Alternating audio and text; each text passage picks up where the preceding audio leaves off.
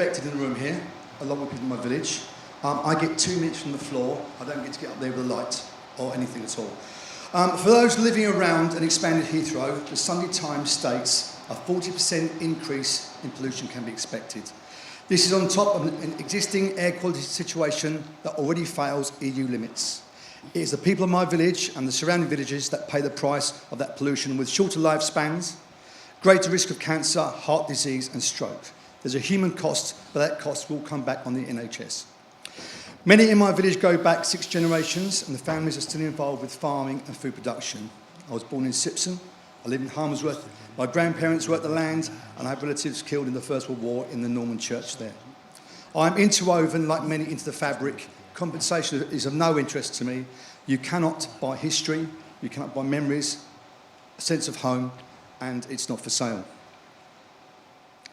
We have the right to be in our own homes with air fit to breathe. It will be 54 steps from my front door, which is a nice little coach house cottage, 54 steps to the boundary fence. Probably not as far as that door.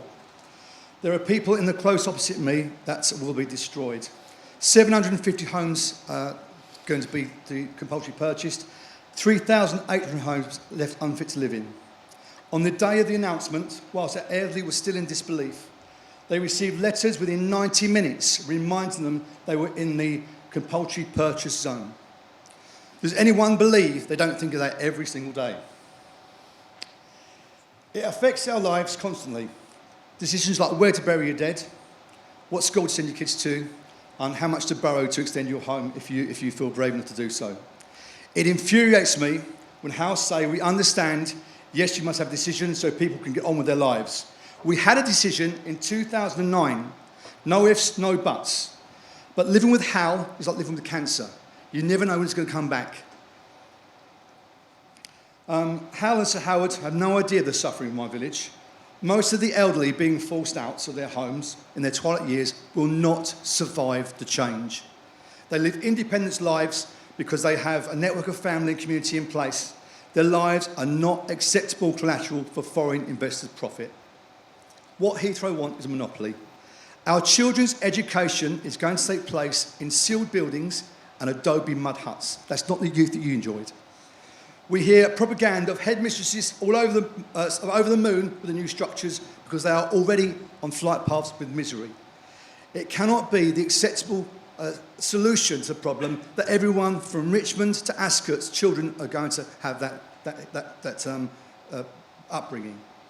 Learning with air quality and stress will shorten our children's lives, and it must not be allowed in a modern society, and shame on Sir Howard for suggesting it can. Our war dead are remembered each year, but our war veterans living in our village are tortured mentally by the country they served and saved. Is this any way to treat our heroes and their wives? We have people in our 60s who say, with a bit of luck, I'll be dead before it comes. Listen to that again. With a bit of luck, I'll be dead before it comes. That is twilight years of misery. No one has the right, and definitely not John Holland Kay, to impose that. John, I'm going to get you to wind up now, please. Sorry, Neil, could you please? Yeah, I know, but it was 2 minutes, so please. Anyone not being paid today? Anyone not being paid to be here?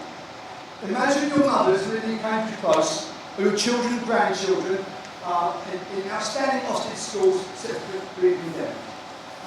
If you cannot believe the Prime Minister, this is not so different impact-wise to the one he said noise no buts. He knows pollution will go up, he knows that noise will go up, and this is the last chance to protect the local life. OK, I think you've made your point now. Thank you very much. Thank you. OK, Matt, can I just get you to respond very briefly to that, and then we'll take some questions. Yeah, I suppose I tried to address the point that Neil's making in my comments earlier. This is one of the most difficult issues linked to any big infrastructure project, but actually... No buts, no third runway. Do you not want to stay to listen to the answer? I'm going to go. I've heard it before.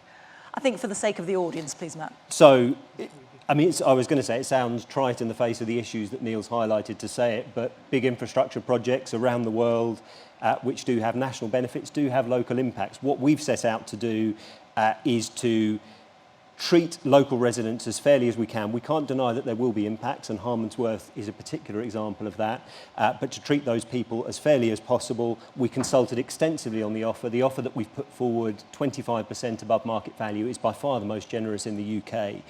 And we know that for many residents, that is a significant offer. It allows them to, it stabilises the market, it allows them to move on with their lives. But to be honest, for someone like Neil, who's highlighting the concerns he has, it's not just a financial value, it's a home. I understand that, I respect that. There's very little I can say in addition to what I have.